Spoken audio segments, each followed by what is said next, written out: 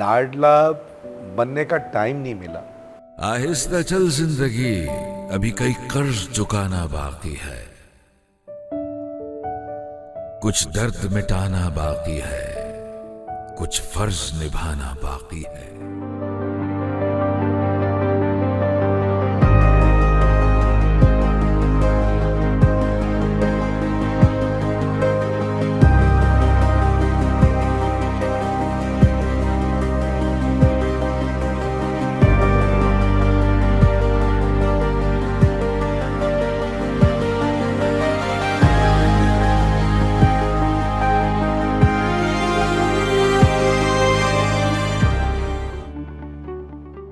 अस्सलाम वालेकुम, मेरा नाम है आमिर शेख और आप देख रहे हैं प्रोग्राम आपसे मुलाकात। आज हम आपकी मुलाकात करवाएंगे एक ऐसी शख्सियत से जिन्होंने पाकिस्तान के साथ साथ दुनिया के कई ममालिक में अपनी बेहतरीन पहचान बनाई। अब वो चाहते हैं पाकिस्तान और ख़ुसूसन हैदराबाद के नौजवान भी पूरी दुनिया में अपनी पहचान बनाएं। आए चलते हैं, हम देखते हैं कि वो अपना लाइफस्टाइल कैसे गुजारते हैं और उन्होंने ये मकाम कैसे हासिल किया।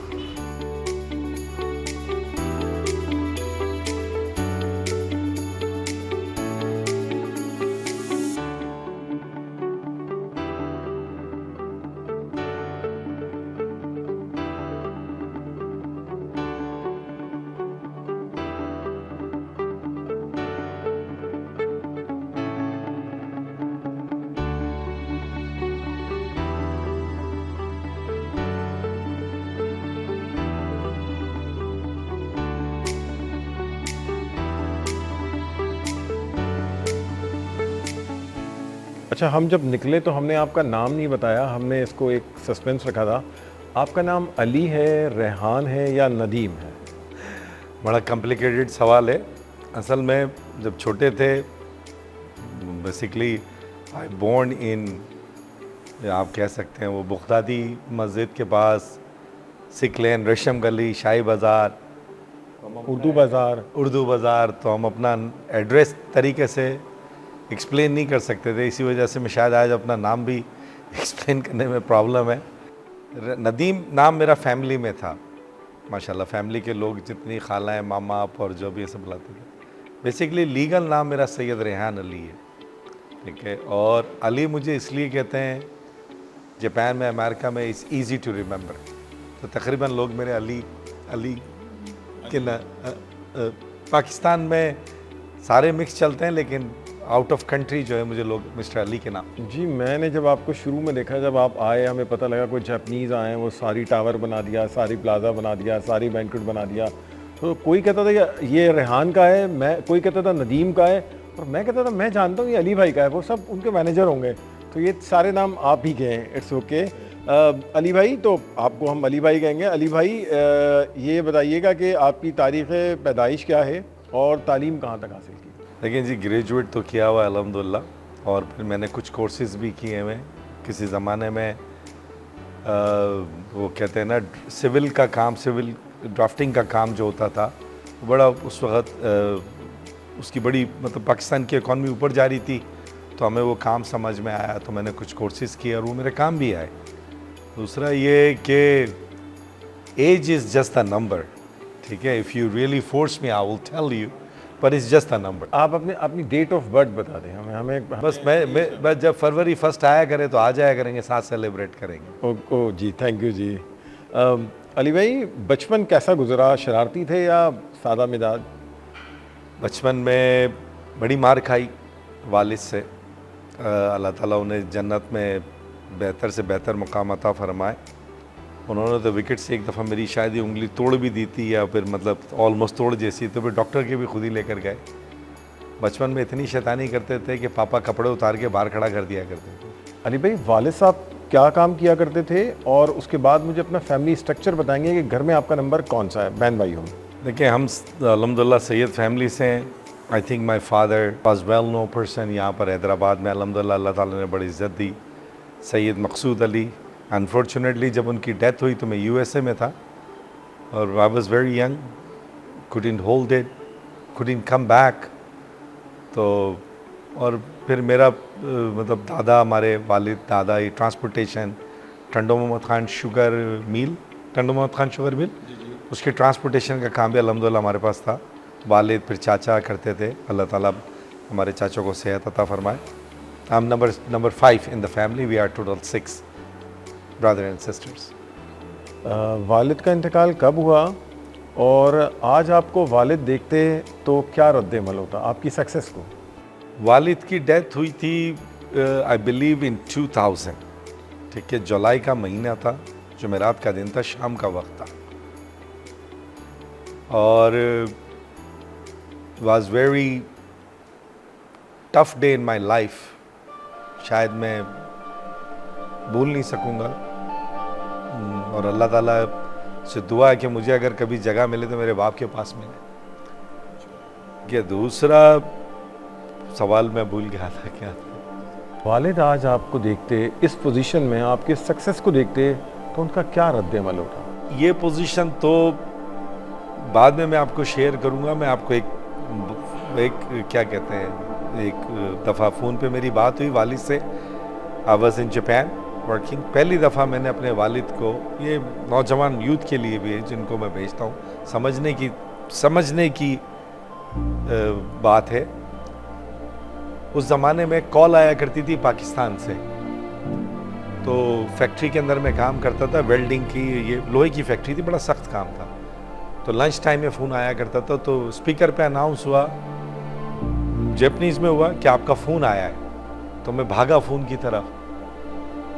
तो पापा को मैंने फ़ोन उठाया, मैंने बोला जी बाबा, तो ये थोड़ा सेंसर कर दीजिएगा. बाबा ने मुझे बोला प्यार में, जो हमारे उर्दू स्पीकिंग में बोलते हैं, अबे तूने इतने पैसे भेज दिए.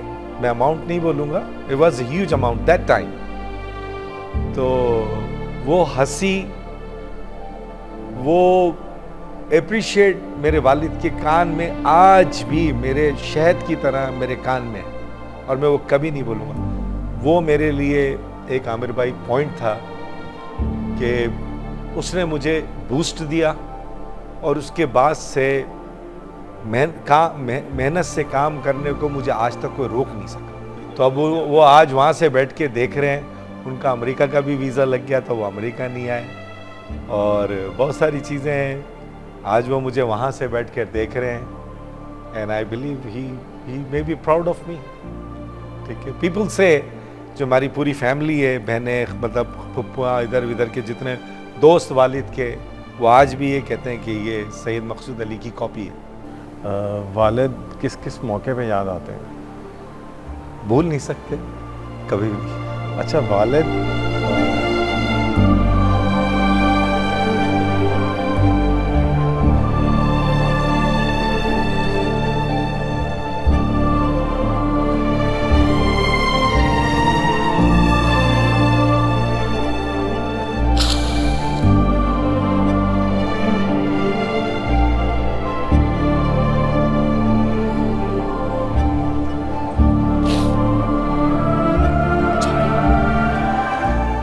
अली भाई, वालिद और वालदा दोनों में किसके ज़्यादा लाडले थे? हर आदमी की अपनी ओपिनियन होती है. लाडला बनने का टाइम नहीं मिला, वो छोटी एज में चला गया था. रिस्पॉन्सिबिलिटी बहुत थी, बहनों की, भाइयों की शादियां हो रही थी, कोई अटेंड नहीं की. लेकिन उस काम को तकमील तक पहुंचाने में जितना भी कर सकते थे वो करते हुए, वालिद का सीना चौड़ा होते हुए देखते हुए, माँ की खुशी देखते हुए, मैं समझता हूँ कि इसमें लाडला होना ना होना वाली बात नहीं है. अगर आप पूछें तो वो कहते हैं ना कि सब वालदा को भूल नहीं सकते, या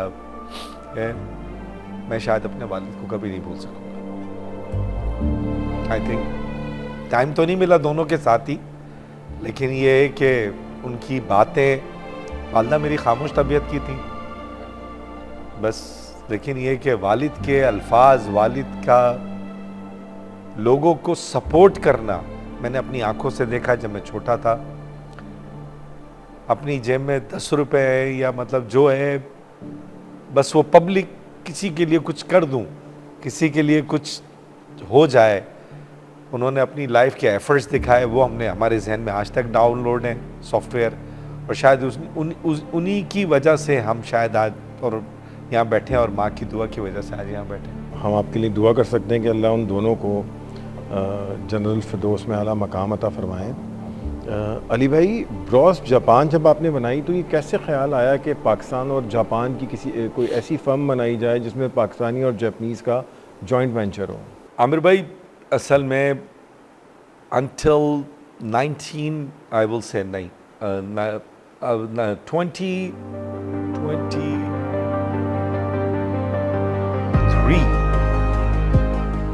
2003 تک I was on my peak in USA.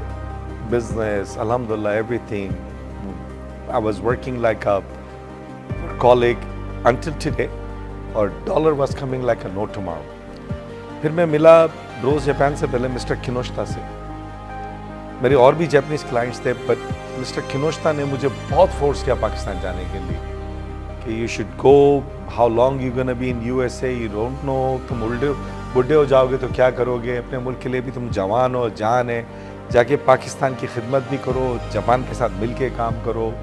انہوں نے مجھے بہت فورس کیا اور اس میں ان کو 3 سال لگے مجھے کنونس کرنے میں. اور میں آج بھی سوچتا ہوں کہ پتہ نہیں میرا وہ صحیح فیصلہ تھا یا نہیں. تو خیر فیصلہ میرا تھا، بھیجا انہوں نے. تو پھر میں مسٹر کینوشتا کے ساتھ مل کے ہم نے پہلے پاکستان میں کام شروع کیا، پلازا بنائے اور الحمدللہ حیدرآباد میں بڑی سکسیزفل چیزیں لوگوں کو ڈیلیور کر کے دی. بچپن کی یادوں سے کوئی ایسی یاد ہمیں بتائیں گے جو ناقابل فراموش ہو؟ ہاں ہے، بتاؤں؟ جی پلیز. ویڈیو دیکھ رہے تھے، اس زمانے میں VCR چلتے تھے، چھاپا پڑا تھا، پٹھائی لگی تھی. اوکے. اس کے علاوہ ہم نے آپ کی کچھ پرانے فرینڈس سے بات کی ہے، ہم نے ان کو بڑی مشکل سے ڈھونڈا ہے. ہم آپ پلے کرتے ہیں اور ہم آپ کو دکھاتے ہیں کہ وہ آپ کے بارے میں کیا کہتے ہیں. پلیز. میرے دوست کہاں سے مل گیا آپ کو بھائی؟ ہم نے ڈھونڈ لیے. کیسے؟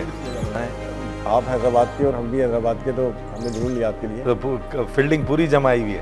ویسے ندیم اپنا جو نام تھا، کیونکہ بچپن سے ندیم ہی اس نام سے سارے ہی جانتے، جتنے بھی دوست یار ہیں سب ندیم ندیم. اور ندیم کے علاوہ لوگ پاپا کی چڈی بھی کہتے تھے اس کو کہ وہ اپنا جو ہے وہ ندیم سے اپنا جو بس سارے محلے میں کھیلنا کودنا، چھوٹے سے بڑے ہوئے. اب اس کے بعد اس کو نوکری بھی ملی تھی. اب ٹھٹا جاتا تھا ڈیلی، میں بھی جاتا تھا ٹھٹا میں. سجاول میں بینک کے اندر ہوتا تھا. یہ ٹھٹا میں ایریگیشن ڈپارٹمنٹ تھا، اس میں اپنا اس کی شاید ایریگیشن تھا، کوئی اور ڈپارٹمنٹ تھا، اس میں سروس تھی. یہ چھوڑ کے آگے نکل گیا. اللہ تعالیٰ نے اس کو عزت دی، مال دیا، سب کچھ اپنا جو یہ کر رہا ہے اور کرتا رہے گا اور چل رہا ہے اس کا سلسلہ. شریر تو تھا لیکن یہ اس وقت جو ہے اس نے جو ترقی کی ہے وہ بہت اچھی کی ہے اور بہت اچھے کام کر رہا ہے. ہمارے ساتھ تو اس نے خیر وہ 10 سال کرکٹ کھیلی تقریباً، اس لیے ہمارا تو اس سے بہت پرانا تعلقات ہے اور یہ ہمارے محلے کا اچھا لڑکا تھا. اور ندیم کے لیے میں یہ کہوں گا کہ ندیم وہ پرسن ہے کہ انتہائی ڈیڈیکیٹڈ پرسن ہے نا. بہت سنسیئر ہے، اپنی جاب سے سنسیئر تھا، دوستوں کے ساتھ سنسیئر تھا. اور نو ڈاؤٹ کہ اس کے بہت سارے احسانات ہیں، بہت سارے دوستوں پر ہیں، میرے پر بھی ہیں، اس میں کوئی شک نہیں ہے. تو جب ندیم جو ہے باہر کی طرف گیا، جب جاپنیز اس نے بہت تیزی سے سیکھی اور وہیں جو ہے اس نے بوسٹ اپ کیا، اور بوسٹ اپ بھی ایسا کیا کہ پھر وہ آسمانوں کی طرف چلا گیا، یہ کہہ لیں.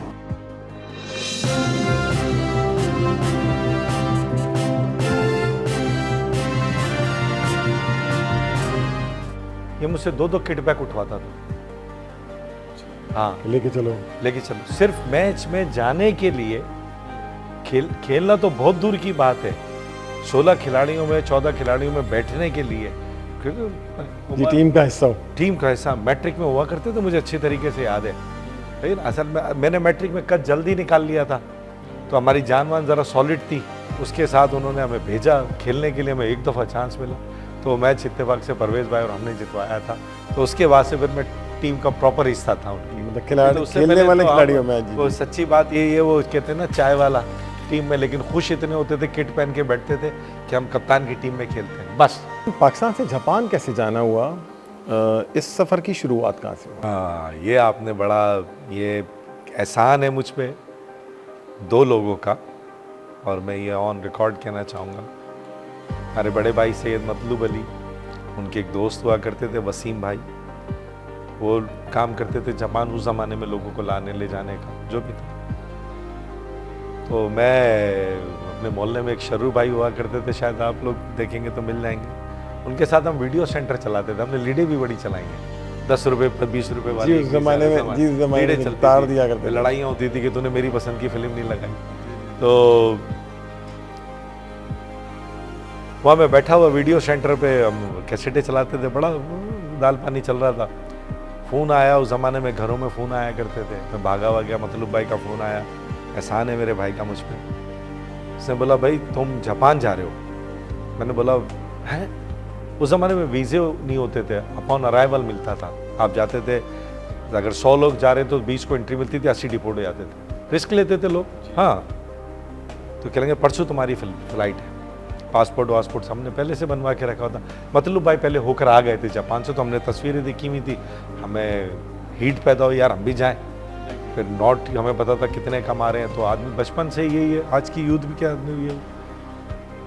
تو شرو کو میں نے ویڈیو سینٹر دیا, میں نے بولا یار بعد میں کر لیں گے. ایک میرے پاس جب مطلب بھائی پہلی دفعہ جاپان سے آ گئے تھے, تو انہوں نے مجھے 15 یا 20 ہزار روپے دیے تھے. تو اس زمانے میں نے یاما لے لی تھی, تو وہ میں یاما, ہمارا دلبر دوست امجد بیگ, اس کے ساتھ ہم ایک بائک کو, یہ کھکر ملنے میں بائک کی مارکیٹ چلتی تھی, مطلب خرید و فروخت. تو ہم کبھی کوئی بیچتے تھے, کوئی لیتے تھے, کوئی بھی. تو روزانہ ہم 200, 400, 500 روپے کما کے آ جاتے تھے. تو وہ بائک میں نے نقصان میں بیچی جانے کے لیے. تو اس سے میں نے ٹکٹ خریدا. اس زمانے میں ڈالر 15 روپے کا ہوتا, 15 کتنے کا, 15 روپے کا, 15 روپے, بڑی پاکستانی, ٹھیک ہے. تو پھر ہم نے گاڑی بیچی, فٹافٹ چھوٹا موٹا سامان اٹھایا. پھر میری خالہ, اللہ تعالیٰ بس ان کو صحت عطا فرمائے, میرے خالو کو جنت فردوس میں جگہ تھا, انہوں نے اس زمانے میں مجھے $1000 دیا تھا شو منی کے لیے. وہ سعودیہ میں رہتے تھے, تو انہیں پتا تھا اس کو چاہیے ہوں. ہم گئے, پھر بڑے دھکے کھاتے ہوئے پہنچے جاپان. پہلے تھائی لینڈ, وہاں ایک ہفتہ رکھا گیا, پھر فلپین لے گئے. پھر بس ایک ٹائم کا کھانا ملتا تھا, نہیں بھی ملتا تھا, ایک باکس میں رہتے تھے, لیگل رہتے تھے, لیکن بڑا مطلب خیر میرے خیال سے 23ویں دن میں جاپان پہنچا تھا ٹوکیو ایئرپورٹ. وہ دن مختلف ملکوں سے ہوتے ہوئے. وہ طریقے کا یہ ڈنکی تھا یا کائنڈ آف ڈنکی, لیکن جہاز میں آپ ٹریول کریں, سمندر میں نہیں, لیگل سب. پھر وہ رسک لینا پڑتا ہے کہ آپ اترے, پاس ہو گئے تو اندر, نہیں تو پھر وہیں سے واپس آ گئے. تو میرے خیال سے اس گروپ میں 13-14 لڑکے تھے, شاید 2 یا 3 تھے اس میں ہوئی تھی, ایک میں بھی تھا. تھوڑی بہت انگلش میں ہم نے صحیح جواب دے دیا تھا, اور بس اللہ تعالیٰ نے پھر ہمیں 15 دن کا ویزا دیا. پھر ہم پہنچے, پھر جاپان کے ہو کے رہ گئے. تکلیفیں آئیں, اتنا مشکل ہوا کرتا تھا کہ جاپان میں جس کمرے میں ہم رہتے تھے, اس کمرے میں 4 لوگ نہیں رہ سکتے تھے, لیکن 20 لوگ رہتے تھے. اور ٹوائلٹ کے دروازے کے پاس میرا تکیہ لگتا تھا, بستر نہیں ہوتا. اور 4 دن بعد میں نے شاور لیا تھا, کیونکہ شاور لینے کی جگہ کہیں اور ہوتی ہے. وہاں بات ہوتے ہیں, جیسے اپنے استنبول میں ہم ٹرکش بات کہتے ہیں, سینتو کہتے ہیں جیپنیز میں, پبلک بات. تو میرے بھائی کے دوست ندیم صاحب ہوتے تھے, وہ آئے تھے, ان کے پاس میں بیٹھا, سلام دعا کی. تو انہیں I think I have to share this. Those are movements that you cannot ignore. If I'm not going to share this now, then the youth who I'm sending them to Japan, they will never understand the struggle. تو انہوں نے میرے میں سے انہیں smell آئی, کیونکہ آپ اتنے دن سے نہائے نہیں تھے. نہیں ہے وہ بندہ ویل کام کرنے مال وال پارٹی, اس کو بیٹا پتر تو نہ آیا نہیں. میں نے نہیں بھائی جان, وہ لے پیسے پڑ, ٹھیک ہے. انہوں نے میرے ہاتھ میں پیسے دیے, میں جا کے نہا کر آیا. آ کے تھا اور تو چنگا لگ رہا ہے. اچھا, سینتو بات جو بہت سارے لوگ ایک بس وہ ہے نا کہاوت, ایک حمام میں سب سارے کپڑے پہنے ہوئے. جی تو وہی ہے, شرماتے تھے.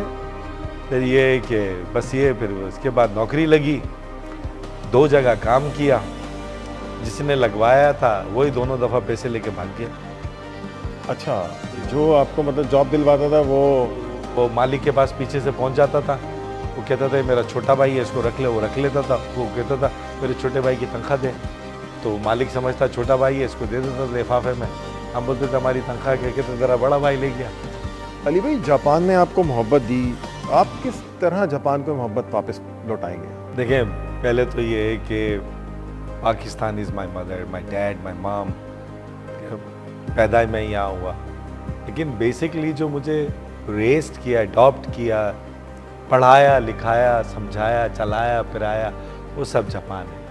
تو جاپان نے basically you can say is my second مام. اور جاپان گورنمنٹ کو جاپان جیسے ملک میں, جاپان میں یوتھ چاہیے ملک کو رکھنے کے لیے, چلانے کے لیے. تو پچھلے 5-7 سال سے میں دیکھ رہا تھا کہ بہت فارنرز آ رہا ہے, کام کر رہا ہے ڈفرینٹ کنٹریز, ٹھیک ہے. تو پھر مجھے پتہ چلا, میرے پارٹنر مسٹر یوکیو نے مجھے بتایا, تو میں نے بولا یار وائی ناٹ پاکستانی. اور میں یہ سمجھتا ہوں کہ پاکستانی جو ہیں وہ 70% جاپان کو ود ان 6 months میں کیچ کر سکتے ہیں. پاکستانی ہمارا کلچر کسٹم بہت ملتا ہے. اگر پاکستانی مڈل ایسٹ کے علاوہ کہیں سکون سے رہ سکتا ہے بڑے کنٹریوں میں, تو میں سمجھتا ہوں جاپان ہے. آپ یہ سمجھ لیں کہ آپ اپنے بچوں کو پڑھائی نہیں سے بھیج دیں, وہ ویسے ہی پڑھ کر آ جائے گا, خود ہی پڑھ لے گا. سمجھ رہے, بہت بڑا نظام ہے. 9 سال کی 8-9 سال کی عمر تک تو کوئی ٹیسٹ ہی نہیں ہوتا ہے, صرف مینرز سکھاتے ہیں, صرف مینرز, ہاں, کہ انسانیت سکھاتے ہیں, اشرف مخلوق کو تکلیف نہیں دینی. ناشتہ کریں, دیر ہو جائے گی, ٹھنڈا ہو جائے گا. جی پلیز, جی پلیز.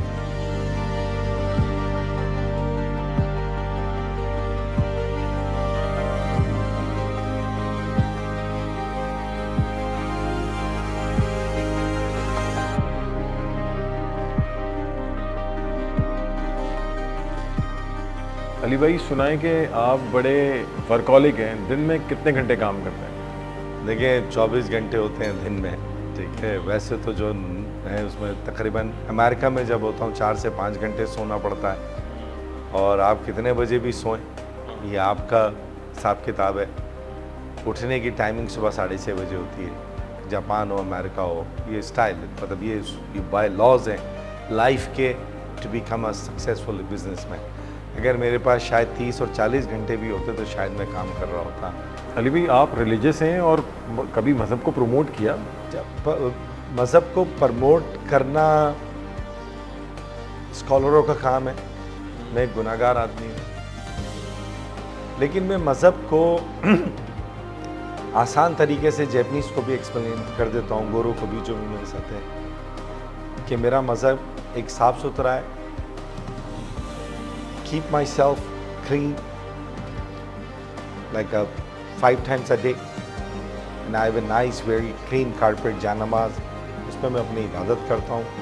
اور میں انہیں یہ سکھاتا ہوں کہ میرا مذہب لوگوں کو تکلیف دینے کا مذہب نہیں ہے. علی بھائی جاپانی کھانوں میں آپ کو کیا پسند ہے, اور جاپان میں ہم حلال فوڈ کھاتے ہیں یا پھر وہاں جو مل گیا وہ کھا لیتے ہیں؟ دیکھیں جو مل گیا وہ تو نہیں کھا سکتے آپ, ٹھیک ہے نا. یہ ہمارا مذہب کی طاقت ہی ہے جو ہمیں اس چیز سے روکتی ہے, ٹھیک ہے. جیپنیز فوڈ 80% ایسے ہیں کہ میں کہتا ہوں کہ مسجد کے امام صاحب بھی چلے جائیں گے تو کھا لیں گے.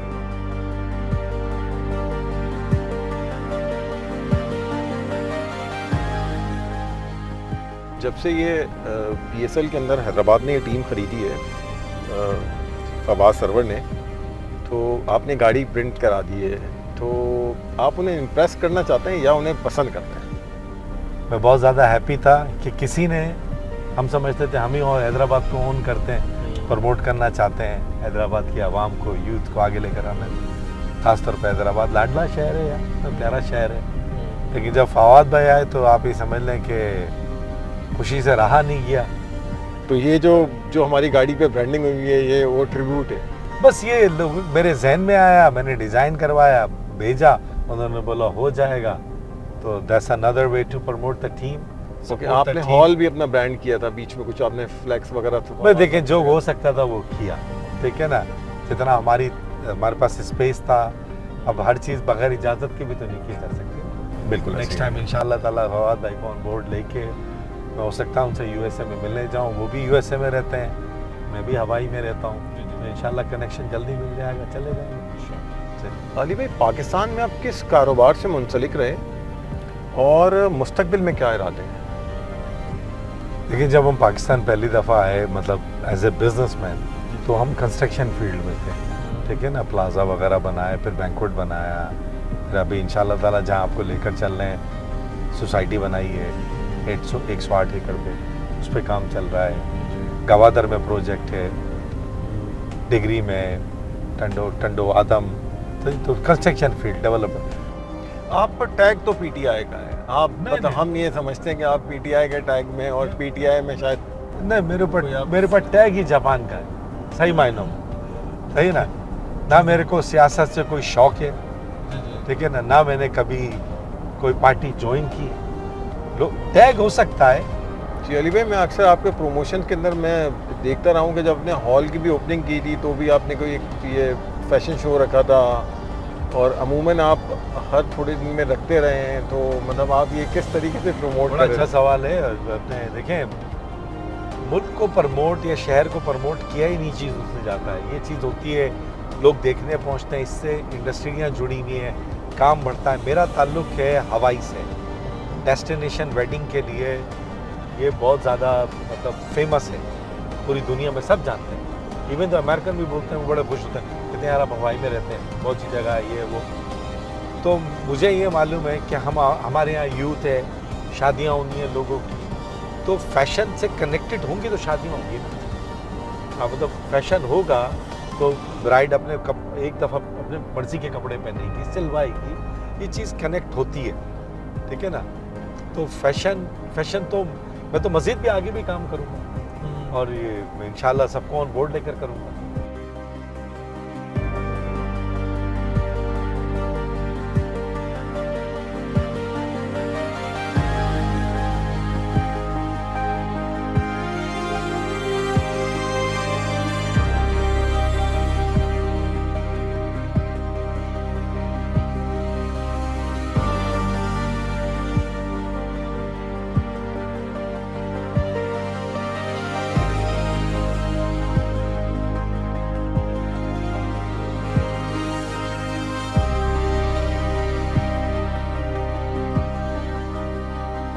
یہ جو آپ نے لوگ جو آپ دے کے جاتے ہیں جاپان, تو یہ آپ کا ایک نیا بزنس ہے, اور یہ اس کا کیا مقصد ہے, کیوں آپ نے یہ بزنس؟ نیا بزنس تو بزنس بھی ہے نو ڈاؤٹ, ٹھیک ہے, لیکن اس میں اپرچونیٹیاں یہ ہے کہ ہماری جو یوتھ پاکستان میں ٹائم کم استعمال, مطلب ٹائم اپنا ضائع کر رہی ہے. میں بھی ایسے ہی گیا تھا, اپرچونیٹی ملی, میں نے لائسنس لیا گورنمنٹ آف پاکستان سے, اپنے نیٹ ورک استعمال کیا جاپان میں. اس کی وجہ سے مجھے خیال آیا کہ یوتھ یہاں سے پاکستان سے جاپان جانا چاہیے, کیونکہ جاپان ملک تقریباً 80% ایجڈ ہے, وہاں یوتھ نہیں ہے ملک چلانے کے لیے. میں سمجھتا ہوں کہ پاکستانی یوتھ 70-80% یوتھ ہماری ینگ ہے, ایلیجبل ہے, شارپ ہے, کوئک لرنر ہے, انٹیلیجنٹ ہے, you name it we have it والی بات ہے. جی ایگزیکٹ. تو میں نے سوچا کہ انشاءاللہ تعالیٰ ان کو پرموٹ کر کے انہیں جاپان بھیجا جائے. ہمارے ملک کے لیے بھی ضرورت ہے اس چیز کی, اور یہ ہے کہ وہاں بچے چلے جائیں گے تو اپنا فیوچر بنا لیں گے. آپ کیا سمجھتے ہیں کہ مطلب اس میں کون کون لوگ جا سکتے ہیں؟ مطلب جاپان میں لیبر جائے گی، اور میرا یہی خیال ہے کیونکہ جاپانی ہے وہ تو. نہیں ایسا نہیں ہے عامر بھائی، لیبر سے لے کے ہر قسم کے طبقے کے لوگ، انجینئر، ڈاکٹر، آپ کی team, camera main, photographer, make up artist, female, mile, day care, I T کے لوگ، اسپیشلی ڈرائیورز، بہت شارٹیج ہے اس ٹائم ڈرائیورز کی، جاپان میں جاپان میں ٹرک ڈرائیور جو چھوٹے 2 ٹن، یہ جس کو ہم شیزور وغیرہ کہتے ہیں، اس کی بہت ساری جاب ہیں ہمارے پاس. کیا ریکوائرمنٹ 2 سال کا driving licence experience with licence, اور کیا نام ہے N4 لینگویج کورس ہوتا ہے JFT، وہ ہم لوگ بھی کراتے ہیں، دوسرے لوگ بھی کراتے ہیں، آپ کا جانسی سیکنڈ وہ مسٹ ہے. 4 مہینے کا کورس ہے، اگر محنت کریں گے 4 سے 5 مہینے میں آپ کلیئر کر لیں گے، ٹھیک ہے. اور دوسرا ایج ہے 20 سے لے کے 22 سے لے کے 40 ایئرز اولڈ تک کی ایج ہے. اچھا، کوالیفیکیشن کوئی ریکوائرمنٹ نہیں ہے، لیکن ہم پریفر کرتے ہیں کہ انٹر پاس ہو ताकि वहाँ जाकर भी वो पढ़ सके और अपना और मज़ीद अपनी जॉब को सिक्योर कर सके। और उसका वीज़ा 5 साल का है, स्टार्टिंग पे तकरीबन उसकी 3,80,000 से है, जो अप टू 7 लाख तक मतलब उसकी जॉब की मिल सके पर मंथ, ठीक है। और वो 5 साल मेहनत करे, अपना वीज़ा कन्वर्ट कराए पक्के वीज़े में, और फिर वो अपनी फैमिली और बच्चों को भी बुला सके। ओके, यानी कि जो आप N5 आप कह रहे हैं, मतलब उसने उसको बेसिक जापानी, वो ब्लू कॉलर के लिए रिक्वायरमेंट है। N5 जो आप कर सकते हैं आसानी से, ठीक है, लगाव होना चाहिए। तो N4 के लिए JFT के लिए मैं इसलिए ज़्यादा रश करता हूँ, इसलिए फोर्स करता हूँ अपने स्टूडेंटों को कि उनको मैं अच्छी से अच्छी जॉब दिला सकूँ। लैंग्वेज बैरियर है, जापान की रिक्वायरमेंट, जापान को सब किस्म के लोग चाहिए, प्लम्बर, इंजीनियर, इलेक्ट्रिशियन सब चाहिए। लेकिन जब आप उनकी ज़बान पे थोड़ी तवज्जो देंगे तो उसको प्लेटफॉर्म अच्छा मिलता है। अच्छा, और अभी कौन सी कंट्रीज़ हैं जिसके लोग वहाँ पर मतलब ज़्यादा आ रहे हैं? देखिए, वहाँ सबसे ज़्यादा इस टाइम वियतनामीज़ हैं, 1,30,40,000 होंगे। फिर इंडोनेशियन है, नेपाली हैं, श्रीलंका के हैं। और वहाँ उन्होंने बड़े बड़े स्कूल बनाए हुए हैं। ये एक मतलब बिज़नेस है वहाँ पर, क्या हम आपको पढ़ाएंगे, 8 घंटे वहाँ क्लास होती है।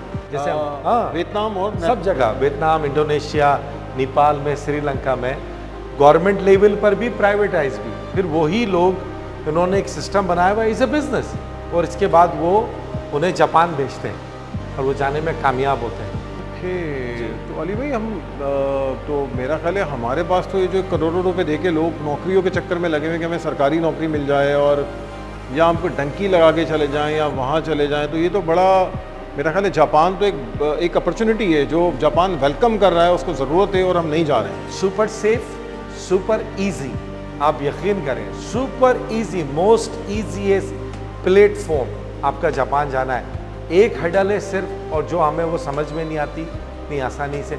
4 महीने का कोर्स है, वो कर लो, आप जापान चले जाओगे, 99% में गारंटी दे रहे हैं। लोग कैसे हैं? अमेजिंग, कलमा पढ़ने की देर है। Super soft, nice, amazing, down to earth, आपके मज़हब की भी रिस्पेक्ट करेंगे, आपकी भी रिस्पेक्ट करेंगे।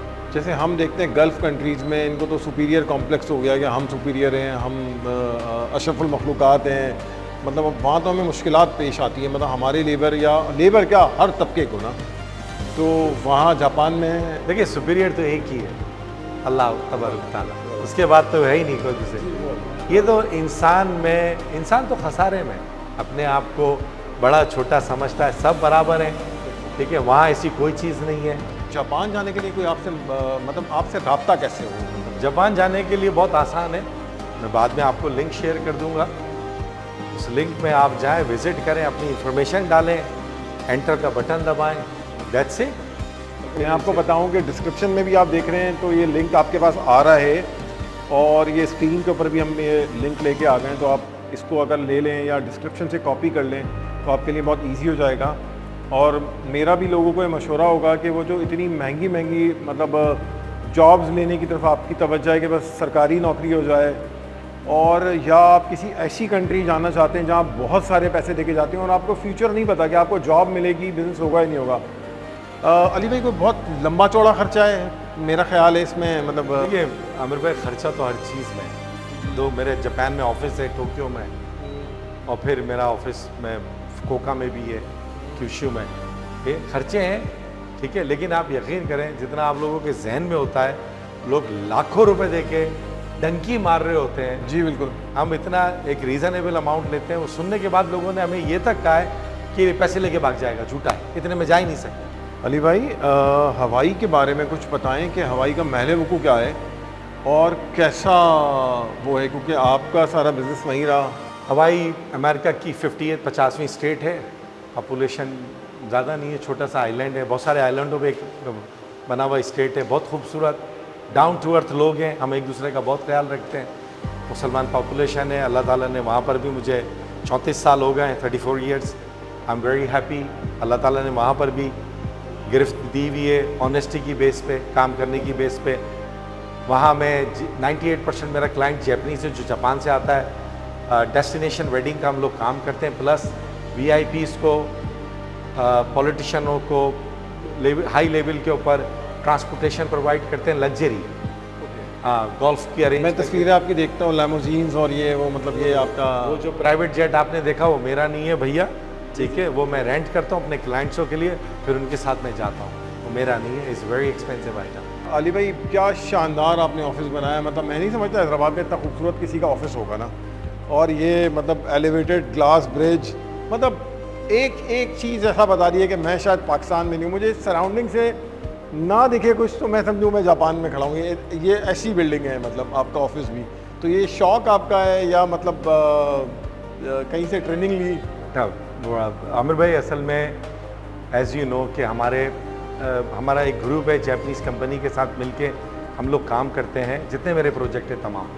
तो जब मैं कोई चीज़ बनाने जाता हूँ तो मैं रिक्वायरमेंट वो पाकिस्तान की नहीं है खाली, वो जापानी कंपनी जो हमारे साथ मिलके काम कर रही है, जो अपना नाम देना चाहती है हमें, वो हमारा स्टैंडर्ड देखती है कि आप कितने कैपेबल हैं कि आप हमारा नाम लेके आप हमारे साथ काम कर सकते हैं या नहीं कर सकते। ओके। तो उनकी वजह से time is the money always, cost quality of the construction I can not compromise because they come, और आए भी हैं, वो चेक भी कर गए। तो इसकी वजह से बाय लॉस को फॉलो करते हुए मैंने बैंक्वेट के नीचे पार्किंग बनाई, ठीक है, मैं समझता हूँ रिक्वायरमेंट है। यहाँ पर भी आप देखें मेरे ऑफिस से 4 गुना बड़ी मेरी पार्किंग है, आज लोग नहीं है लेकिन कल तो आएंगे। ये चीज़ें काउंट होती है, बाय लॉस को फॉलो करके अगर आप कोई प्रोजेक्ट करते हैं तो अल्हम्दुलिल्लाह उसमें सक्सेसफुल होती है।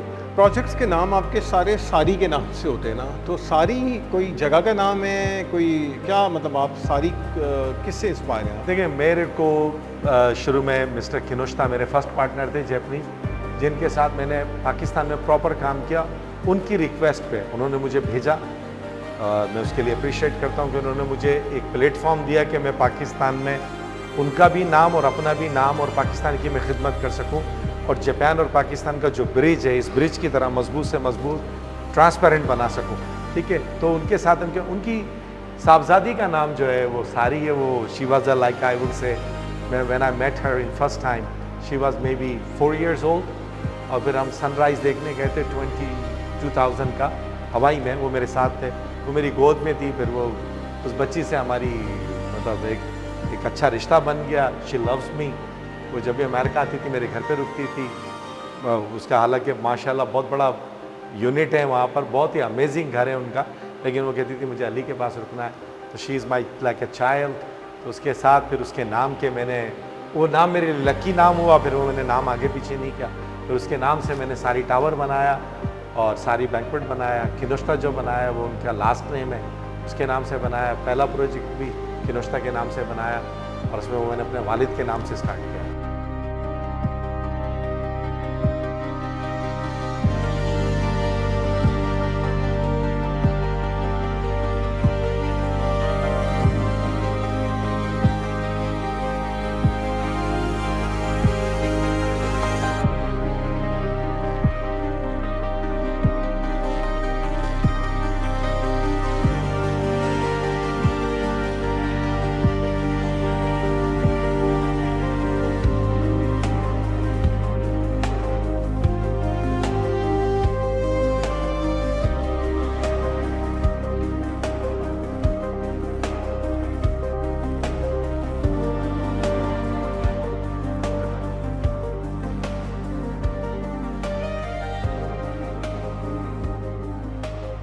अली भाई पूरा दिन आपके साथ गुजारा, सुबह नाश्ते से लेके, और हम सुबह 10 बजे से आपके साथ हैं।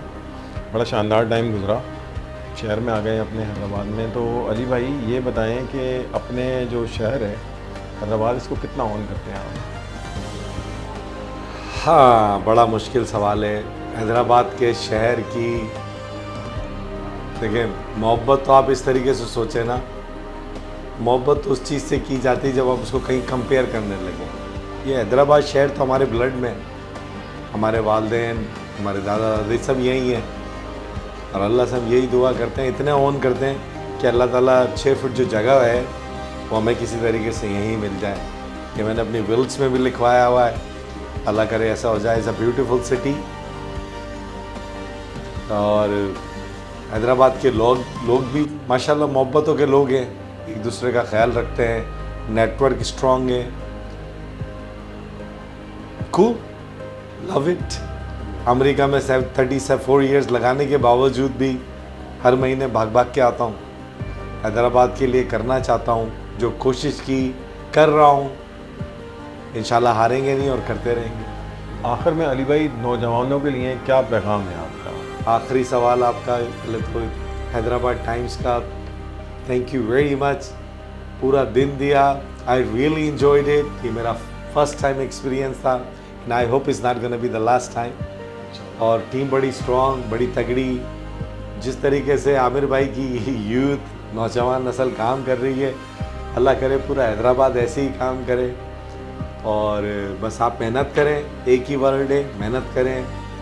आप पाकिस्तान की बैकबोन है, आप अपना ख्याल रखें, मेहनत करें, तालीम से तो लगाव पैदा करें। सोशल मीडिया ज़रूर देखें, लेकिन उसमें आप अपनी आपको जो जिससे आप कुछ सीख सकें उस पर जाएं। उस सोशल मीडिया के पेज से मैं भी सीखता हूँ, मैं भी देखता हूँ। तो बस यही पैगाम है, पाकिस्तान जिंदाबाद, पाकिस्तान पाइंदाबाद, नौजवान नस्ल जिंदाबाद। I love you guys, be strong for Pakistan, for your family. Thank you. Thank you so much Ali भाई, आज आपने पूरा दिन दिया हमें, और ना हमारी टीम को पता लगा कि दिन कैसे गुजरता है। बहुत थके हुए थे ये लोग, आज ये एक शिफ्ट नाइट करके आए थे, लेकिन ये कमांडोज भी खड़े रहे। लेकिन आपकी कंपनी को मैंने भी और टीम ने भी बड़ा इन्जॉय किया। आपकी मेहमान नवाजी, घर हो, मीर खास हो, अब बड़ा इन्जॉय किया। आज हमें आपने पूरी दुनिया घुमाई, जापान घुमाया, हवाई बड़ा घुमाया। मुझे ऐसा लग रहा है मैं हवाई को जानता हूँ आपसे मुलाकात के बाद ना। ये आपकी कंपनी थी, आपकी शफकत थी, बड़ा प्यार था, आप बड़े हम्बल हैं। मुझे बहुत अच्छा लगा जब इंटरव्यू में जब आपसे सवाल होता है तो आप बहुत अच्छा मतलब अपने आप को पहले प्रिपेयर करते हैं, आप बहुत अच्छे से स्माइल देते हैं, तो सवाल करने वाले को भी बड़ा मज़ा आ रहा होता है। तो आपकी कंपनी, मैंने और टीम ने बड़ा इन्जॉय किया। जिस तरीके से आप लोगों ने आज देखा सैयद अली रेहान के साथ हमारा जो इंटरव्यू था, हम नेक्स्ट टाइम भी हैदराबाद की इसी तरीके से पर्सनैलिटीज़ से आपको मिलवाते रहेंगे। देखते रहिए Hyderabad times and thank you so much.